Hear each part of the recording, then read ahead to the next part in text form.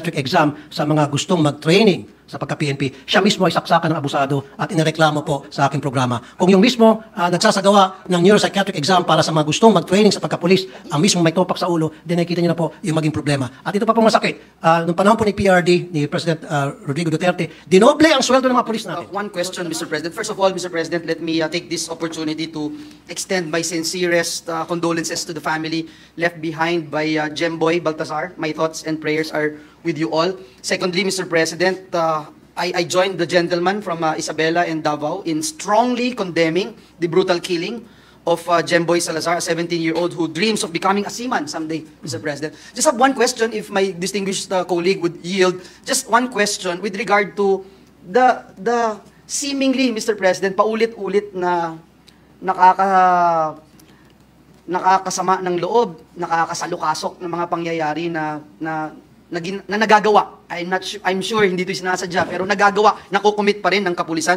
If the gentleman would know if in the past 5 years perhaps, police violence na nag-lead sa kamatayan, mistaken identity, may numero ho ba tayo nito para sabihin ito ay talagang parang wala hong nangyayari? Kasi kahit sabihin po na babaguhin na naman natin yung manual, etc. Mr. President, I just would like to put on record, and you, Mr. President, and I are authors of resolution investigating the killing, Mr. President, if you would recall, the 17-year-old Kian Lloyd de los Santos. Mr. President, he was killed in the same day, today, August 16, 2017. Same day, 6 years ago, Mr. President.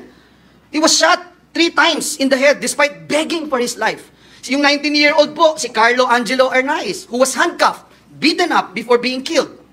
And Carl's friend and witness to the murder, yung 14-year-old, si Reynaldo de Guzman, whose body was found floating in a creek with 31 stab wounds. All these killings, Mr. President, were committed by the Caloocan City Police. So, Ginoong Pangulo, may distinguished colleague, may data na po ba tayo kaya? Kung ilang beses na po itong nangyayari, baka kung i-impose natin ng death penalty, ito yung unahin natin. No other than our idol, Senator RAFFY TULFO, to deliver his privileged speech. Distinguished colleague from the great provinces of Isabela and Davao, and our idol RAFFY, Senator RAFFY TULFO is recognized. Maraming salamat, Mr. President. Mr. President, my dear colleagues, kagabi po, ako po ay pumunta sa isang lamay ng isang binata sa Navotas, na bago siya binawian ng buhay, punong-puno po siya ng pangarap para sa kanyang sarili at sa kanyang pamilya. Ito po ay si Jemboy Baltazar, na pinatay ng mga Navotas PNP dahil sa mistaken identity. Ayan po siya. Kung malalapatin niyo po, I would like to share a short video of my conversation with the mother of Jemboy. Meron po tayong video. Na pumunta rin po doon na. Meron po mga SWAT na pumunta rin po doon na. Nakatutok po doon sa bangka. Ang inaano ko, baka squad po yung nakapatay sa ko kasi sa ulo po yung tama niya. Mahinang audio? Squad po yung nangyari. Mga alauna po. Simple po hindi nila nakilala yung anak ko. Sana po tinanong nila kung ano yung pangalan ng anak ko. Sasali ko na rin po yung, di ba po patay na yung anak ko, nakalagay po siya sa styrofoam. Nandun po yung mga polis. Meron po lalaki pong baba. Hinila pa po yung anak ko sa may borak. Tapos po, ang ginawa niya, pinag-isipan niya po yung anak ko. Meron po talaga nakakita na patay na yung anak ko. Pinag-isipan niya po, tapos may balak siyang parang babaunan niya pa ng droga yung anak ko. Sasali ko na rin po yung patay na yung expert sa martial arts, and he knows that. We also need to equip them with weapons so they could implement the less lethal approach when needed. These impact weapons include batons, truncheons, tasers, or pepper spray, or even arnis. And of course, proper training so that these equipments could be used in a calibrated way and not to cause serious injury or death. Another flaw in the operations conducted by the PNP is the fact that the body-worn camera of the PNP was unfortunately turned off or intentionally turned off. As mentioned earlier, the body-worn camera bill is already moving. The police officer in charge of the equipment must ensure that it is functioning or an alternative recording device is used at all times, or else he will be held liable criminally. Such acts should be considered as tampering of evidence.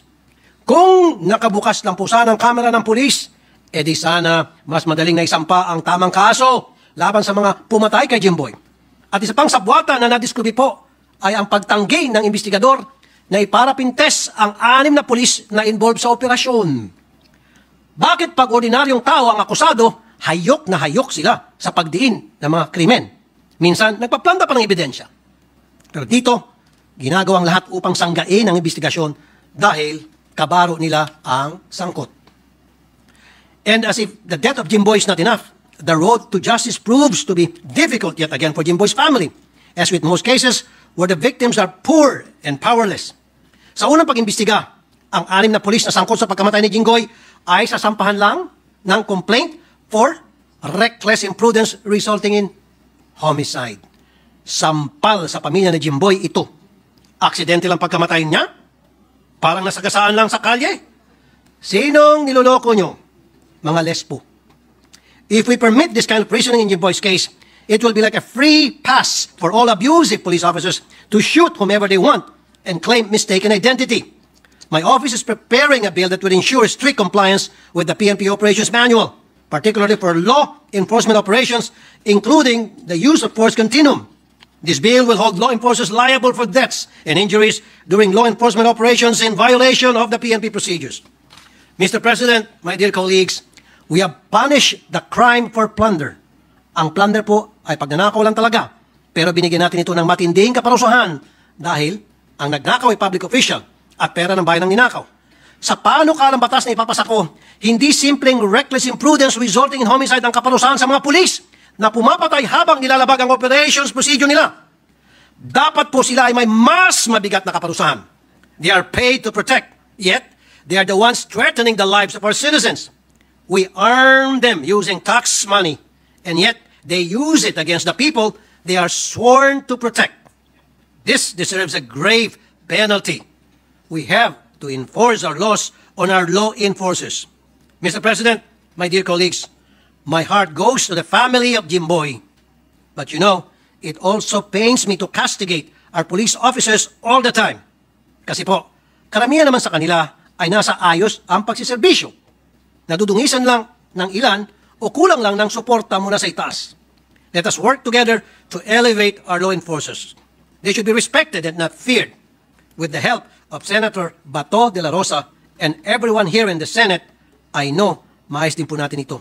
Maraming salamat po, Mr. President. Is on record, Mr. President. I subscribe completely to the statements and the speech of Senator TULFO, and I join him in his desire for justice for the victim and in calling out not only the policemen involved, but the entire Philippine National Police. What struck me, Mr. President, was the statement made by the good gentleman with respect to magkabaro kasi at pinoprotektahan nila ang mga sarili nila. Mr. President, more than the Neuro, I think the leadership of the PNP, the DILG, and even the DOJ should set the tone insofar as making these police officers accountable, if only to make them as examples, that the basic rules on engagement as it applies to civilians also applies to members of the Philippine National Police. They can only shoot and fire upon and even kill someone in self-defense only. Hindi porkit kriminal, nagnakaw, may pinatay, may ginahasa, nakita mo naglalakad palayo, kahit gaano kalala yung krimen niyang ginawa, pwede mo nang barilin at patayin kung wala namang panganib sa buhay mo mismo nung tinatangka mong hulihin o habulin siya. Sa kasong ito, kung hindi ako nagkakamali, Ginoong Pangulo, nasa laot yung binaril nila. Wala namang hawak na armas, malayo sa kanila, at ni walang panganib sa buhay nila. Makatakas na kung makakatakas, pero hindi sila pinapayagan ng batas. Naputukan, lalo na barilin at patayin. The rules of engagement are quite clear, and I do not understand why Philippine National Police members, whatever rank, whenever they entered, whether they passed the Neuro or not, cannot understand that and put that in their thick heads. They should try to arrest, but if he escapes and runs, hindi niya pwedeng putukan kahit sa paa para madapa at mahuli niya, because still, there was no threat to his life that he needed to defend himself. The reason, Mr. President, why we gave our law enforcement personnel guns was not to shoot anyone who they think is guilty of a crime. Only a judge can decide that. The purpose and reason why they have guns is to protect themselves and to protect the civilian population from violent criminals. It is not a license to shoot anyone that they think is either guilty, even if he's actually guilty of having committed a crime. During the budget deliberations, I will join the distinguished gentleman in asking accountability from the PNP, not only the PNP, also the DLG, also the DOJ, especially insofar as the kind and nature of the offense or crime they will be filing against these police officers. It cannot be merely abandonment of a victim, for sure, Mr. President, Your Honor. It cannot be merely violation of PNP standard operating procedures and protocols. This is either homicide or murder. And nothing prevents the prosecutor evaluating this case in preliminary investigation from filing a case for murder, because it can always be lowered to homicide. But filing a case for homicide can never be elevated to murder. Filing a case, Mr. President, for a similar act of abandoning a victim cannot be elevated to murder anymore. A safer recourse on the part of the DOJ would be to file the higher offense, because anyway, the policeman can be convicted of a lower offense should the evidence point to the lower offense. I submit, Mr. President, and I thank the gentleman for the time he allocated to me. Thank you for your manifestation, Your Honor, Mr. President. Thank you. Senator Rizal Taveros is also Yes, Mr. President. raising her hands.